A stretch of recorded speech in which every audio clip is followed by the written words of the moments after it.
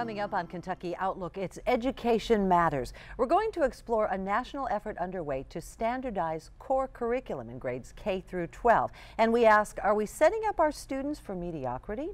And state-mandated training for Kentucky's principals. Will greater credentials make for better leaders? And speaking of leaders, we're going to meet the man who was recently hired to head the Warren County school system as superintendent. Education Matters next on Kentucky Outlook.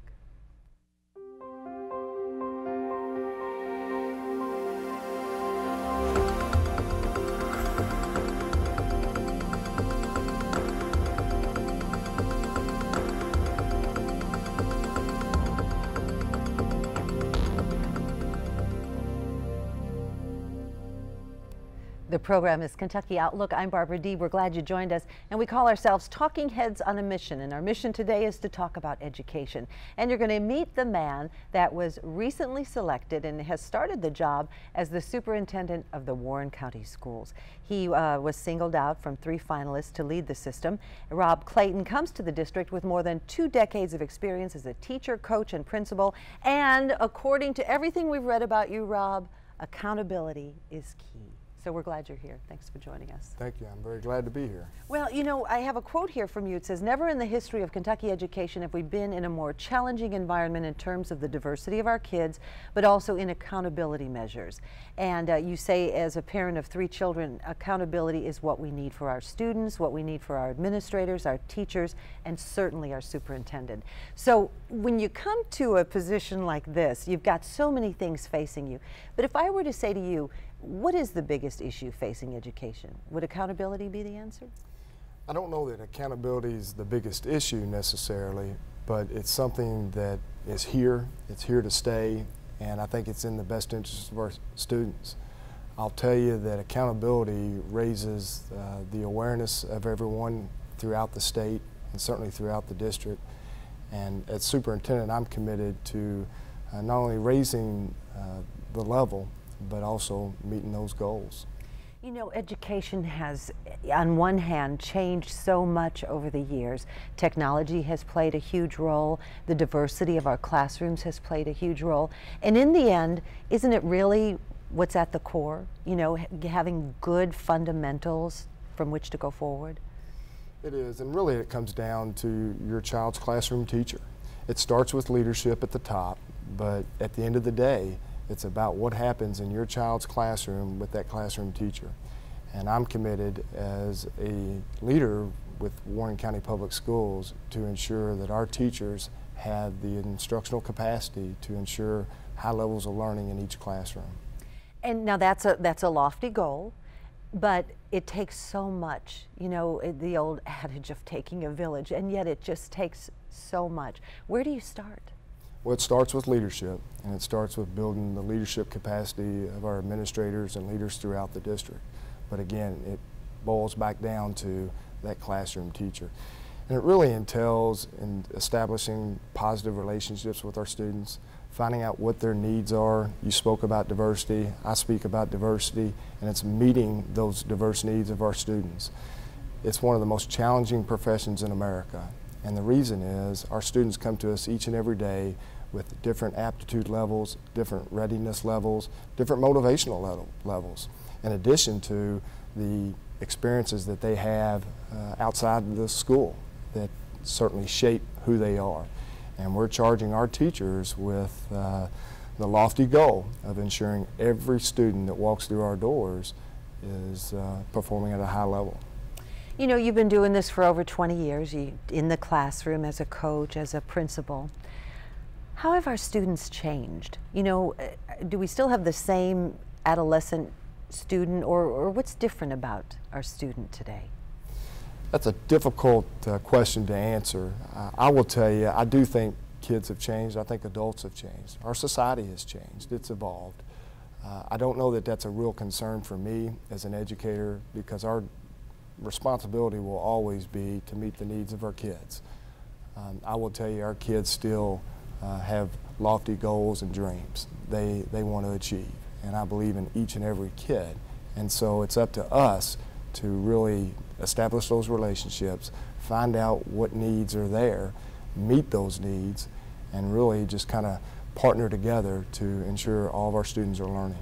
You have an athletic background, and as I'm talking to you, what I'm hearing, you kind of have that that coach mentality, which is extremely appropriate, I think, in a classroom sometimes to get people motivated, to get students motivated. You're absolutely right. Every kid wants to learn. Everyone wants to be successful, and again, it falls back to the adults in our schools and the leadership and the teachers to meet the needs of our students, but also motivate them, engage them in what we call real-world learning opportunities. I'll tell you the one big change that I've noticed is the focus that on 21st century skills. Mm-hmm. We need to equip our students with the 21st century skills that will enable them to be successful once they walk out those doors as Warren County Public School graduates. And we're talking about the critical thinking and problem solving. We're talking about innovation and creativity, technology skills, leadership skills, and certainly communication skills. And we want to talk some more about that. And when you talk about communication skills, when you're dealing with a diverse population of students with over 100 different languages spoken, whew, that's a challenge. I want to talk about that and technology when Kentucky Outlook continues. We're talking with Rob Clayton, the newly hired superintendent of the Warren County Public Schools. Stay with us. We'll be right back. Kentucky Outlook continues. I'm Barbara Deeb. We're talking about education today. And in the studio with us, we have the new superintendent of the Warren County School System, Rob Clayton, joins us. And Rob, before the break, you were talking about the challenges that you're going to face coming in. You know, you're the new guy, people are going to be looking, and accountability really is important to you.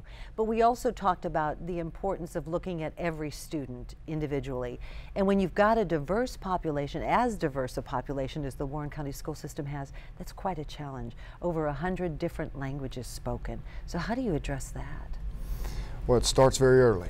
We need to ensure that when students start our schools, from preschool to kindergarten, that we're focused in on those language barriers. What I will tell you is great instruction is great instruction. And so it really doesn't change regardless of the challenges students have, or in this case, we're talking about their language barrier. And so individualizing the instruction to meet the needs of our students, ensuring that the beliefs in our students are very high. Sometimes we get caught up in questioning how quickly or how much can our students learn, and we need to make sure that the bar is high. Students will rise up and meet those expectations, and it's up to us again as the adults to ensure that that occurs. In the second half of Kentucky Outlook, we're going to be talking with some individuals from the WKU's Education Department about core curriculum and an effort to standardize a core curriculum. We're not going to get into that in great detail here, but core curriculum is really important, what we're teaching them at the core. That's right. We need to ensure that our students have the basic understanding of the core content areas, the reading, math, certainly science and social studies as well. But really, my focus as an educational leader is to really look at the big picture. And it's really taking those foundational understandings of those core curriculums, if you will, but then being able to utilize that with those 21st century skills that I spoke about. Having knowledge base is important, but it's really what do you do with that knowledge? How do you transfer the knowledge you've acquired in our schools to everyday life? You know, coming in this day and time, funding is an issue across the board in every area. And then you come into the superintendent's job, and and it's ongoing as we record this program, but there's an issue with residents, okay? Individuals in the city and in the county. County individuals paying an extra fee to go to the city schools. Where are we at with that so our audience understands? Well, in terms of the current situation between Bowling Green Independent and Warren County Public Schools, there's been a hearing officer assigned to address the situation. It's a Board of Education decision. The Warren County Board of Education made a decision back in February or so to reduce the cap. As superintendent, my primary role is to adhere to what the Board of Education decides and carry out policy. I don't have a full understanding of all the information in terms of how we've gotten to this point, but what I will tell you is I'm committed to, as we move forward, to working closely with Mr. Joe Tinius of Bowling Green Independent, on behalf of all students.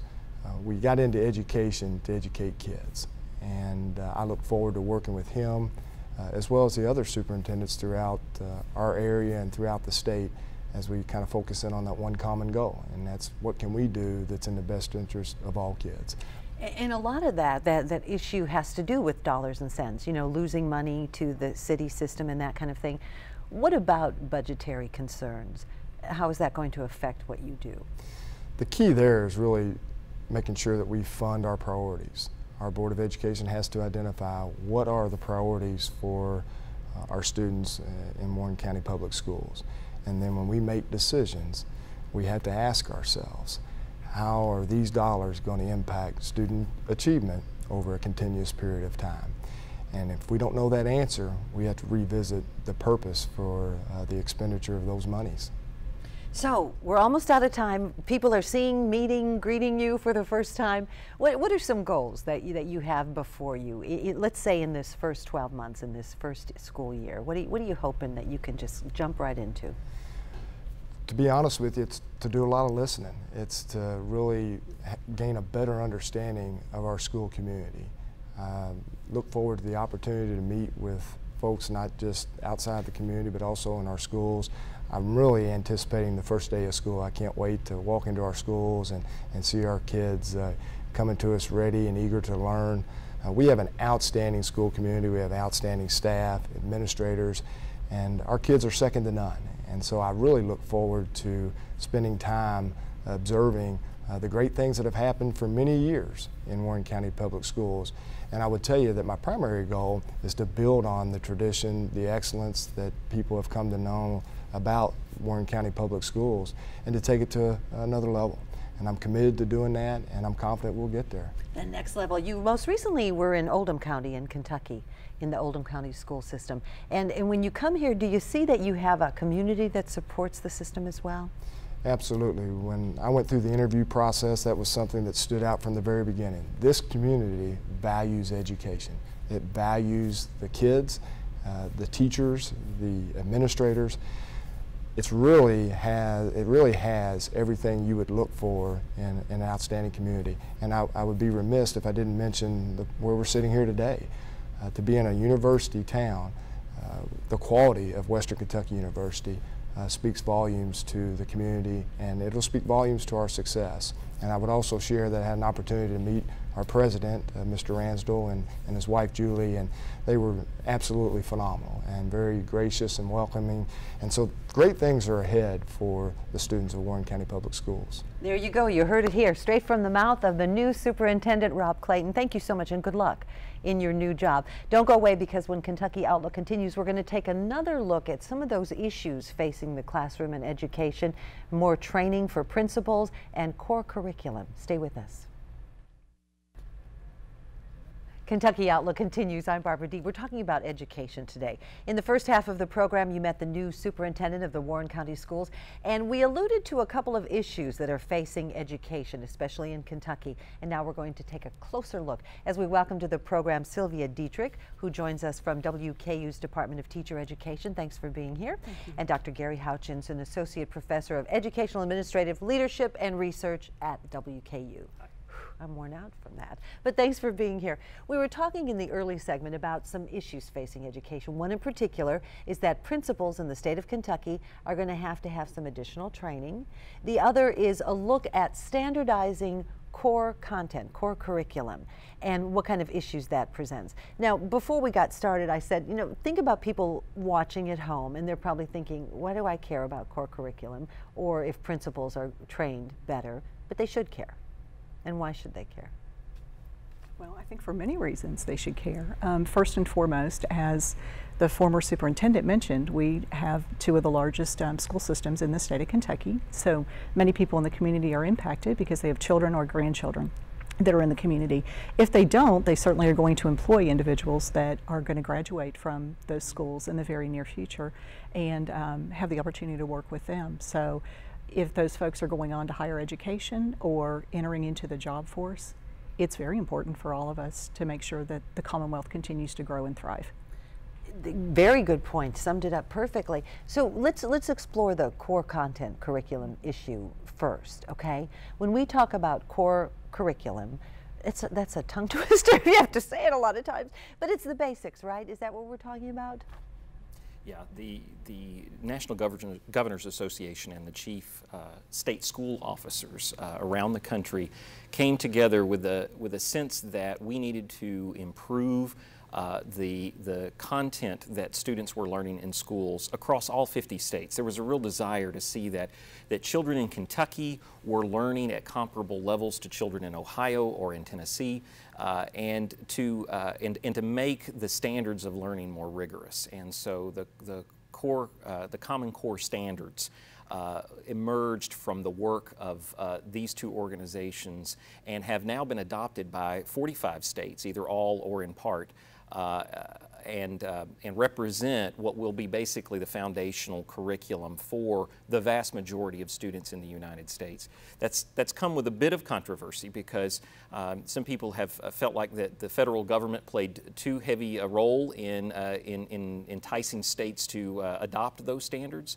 But most educators believe that the standards really do represent a better organized, more rigorous approach to student learning than what we've had before. And so in that sense, I think there's a lot of hope that this will make some contribution to improving student learning in the long run. Is it that kind of mentality or thinking like you got to start somewhere and this is at least a first step? Possibly, but I believe, as Gary said too, it is an effort to have a more rigorous, engaging curriculum for students. So as we prepare students for the 21st century, jobs look different.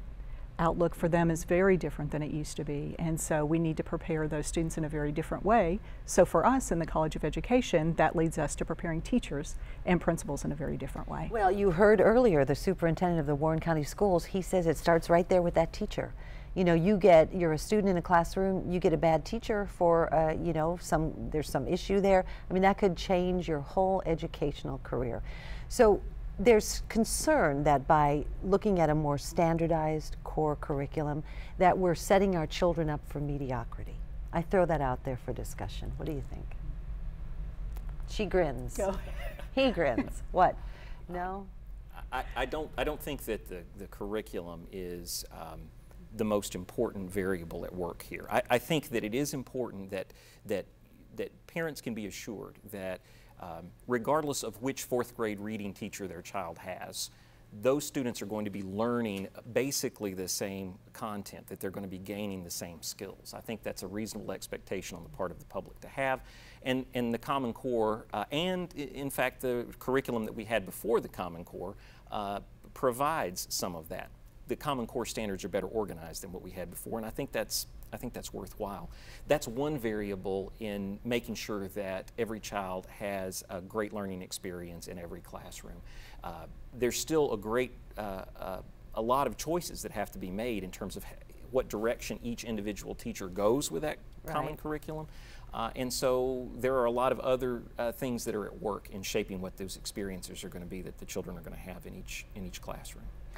Training teachers, which is what you do, you know, you're going to send them out there. How has that changed what you do, you know, in preparing those teachers for this classroom of the 21st century, for that next step? Mm-hmm. Our field is an ever-evolving field, and teacher prep is very different than it was 20 years ago.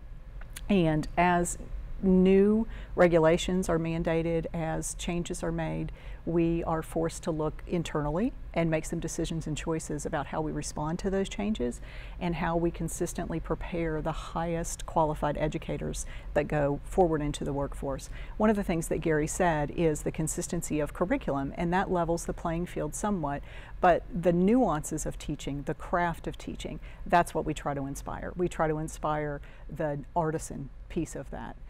Teachers finding their voice and discovering what makes them excited. So therefore what makes their learners excited. Well, that's beautiful, and to find that piece or that something that you can grow is huge and nurture. That's a challenge. Yes, it is. That's a challenge, and maybe sometimes it's just being given the opportunity to shine or to let that come through. Absolutely. Yeah, definitely. So we've gotten with the core content, and that, again, you said 45 of the 50 states have adopted this. Some states are saying they're absolutely not going to look at it, they're not going to do anything with it, so it is, in the end, it's the state that will decide. Okay. Looking at those state issues, something already has been decided, and that's that principals in the Commonwealth are now going to have more rigorous training, if you will. And so what's the backstory on that? Why did that happen? I think there's a recognition, just as we've been saying, that having a guaranteed viable curriculum for every child is an important first step to ensuring good education. That's not the only step. And so what teachers do with that matters. So within Senate Bill 1, in addition to changing the curriculum, improving the curriculum, there's a great emphasis on improving teacher and principal evaluation and encouraging ongoing professional growth for both teachers and principals. And so that's become a major focus, especially for school principals over the last year and will be into the next 2 years. Kentucky teacher evaluation has gone through a major renovation, and a whole new set of evaluation components are going to be included in the teacher evaluation process. They'll be observed by peer teachers. Schools will gather feedback from parents and students about teacher performance. Really? Yes. Feedback from parents and students. So this is different than it used to be in the classroom. So this is every year, every teacher will be evaluated in that way? That's correct. So now they have to pay attention to what they're doing. Well, they certainly do, and it's a real challenge because, as you mentioned, it's going to involve a considerable amount of training for principals to learn to use these new evaluation instruments. But there's a general recognition that in Kentucky, as in elsewhere, the teacher evaluation system has not worked very effectively. This is not just a Kentucky problem, it's nationwide. The evaluation systems do not distinguish between high-performing and low-performing teachers, and they don't really inform teacher practice in a way that would suggest these are the skills that you need as a teacher to develop versus another teacher who has a different set of challenges and goals that they should be working on. And so it's the state's effort to try to address that and improve teacher performance through this evaluation system. What makes a good principal? You've worked with many, I'm sure, through the years. You know, they always spell it with the P-A-L. He should be your friend, right? He should be your pal. But leadership skills, you know, as we learn in different environments, a good leader is really what makes success. So how critical are those leadership skills in the person that we choose to lead a school as a principal? I think they're very critical. I think from my perspective, when I think about training teachers and being a classroom teacher myself for several years, someone that has the ability to build a sense of community and have an identified school culture, or having folks understand what they believe in, what they value, and empowering teachers to move forward and achieve those goals and outcomes. You agree with that? Yeah, I would agree with that, and I would also say that today's principal has to understand the characteristics of high quality teaching in a way that, you know, great principals always have, but it's become imperative now that effective school principals know what good teaching looks like, and that they can inspire it and encourage it, and encourage continuously improving one's teaching practice among all teachers of all different subject areas, grade levels, and experience levels as well. Wow, so the field is really opened up, isn't it? So, I mean, you have to have so many skills in that position now to really lead forth these school systems. The challenges that we spoke with Rob Clayton in the first half of the show, we talked a lot about technology and diversity in the classroom and how that has changed the way all of us do business. When you're dealing with a school system where there are over 100, I think it's almost 120 different languages spoken, how do you come to some common ground there? Go ahead, Gary. Well, I think our local school districts are a great example of how to do this well. because each school in both the city district and in the county district has really embraced diversity, and they've recognized that rather than being a problem for the school, this is an opportunity and it's potentially a strength. And so, as Sylvia said, great principals know how to build good school culture. Part of an effective culture when you have a diverse student body is being able to bring students and families together regardless of those backgrounds and say this is who we are as a learning community, and we're stronger because we have these differences and these diverse backgrounds. You know, we talked a lot about leadership, the faculty, the staff, the principals, but you hit the nail on the head, the parents. You know, for years we talked about the cycle and, you know, breaking that cycle of normalcy, whatever that is for a household, you know, how they view education. Are we making headway in that regard, in getting to the parents? I would want to believe so. My background is in early childhood special education, and so what frames our field is family systems theory and the understanding that without family and without family support, we're not going to make any progress with these very young children that oftentimes have some very, very significant needs. As Mr. Clayton spoke of preschool education, it's a very fundamental piece for the K-12 component that happens throughout our region, certainly, and it's a wonderful opportunity to get families from diverse backgrounds into the school culture and understand how they fit, and as Gary said, what they bring to the table that can be celebrated as well. Make it an opportunity. We're just about out of time, so we'll let Gary leave us with some words of wisdom. The classroom of today is changing rapidly. And I think what we can look forward to is a much greater focus on the individual child and personalized learning in the years ahead.